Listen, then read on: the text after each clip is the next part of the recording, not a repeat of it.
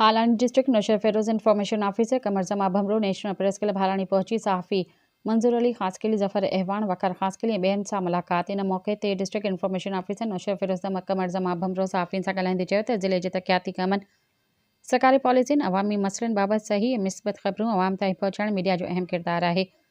हुन वधीक चयो त नंढनि शहरनि जे प्रेस क्लबनि ऐं सहाफ़ियुनि लाइ सहूलियतूं वधाइण ते बि गौर कयो पियो वञे। उन खां अलावा इलाइक़े जे अहम मामलनि ते बि ॻाल्हि ॿोल थी ऐं मुस्तक़बिल में मीडिया इंफॉर्मेशन खाते जी गॾियल सरकार खे वधीक मज़बूत करण ते ज़ोर ॾिनो। इन दौरान नेशनल प्रेस क्लब जे सदर मंज़ूर अली ख़ासकली चयो त सिंध जी बहिराणी सां वाबस्ता सहाफ़ियुनि खे वॾी मुश्किलातूं पेश अची रहियूं आहिनि।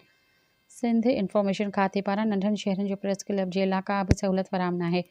इन ते इंफॉर्मेशन ऑफिसर नोशहरोफिरोज कमरज़मान भंभरो यकीन ॾियारियो त मुंहिंजी कोशिशि आहे त ग़रीब ऐं हक़दार सहाफ़ियुनि जो केस आला हुकाम ताईं पहुचाईंदसि।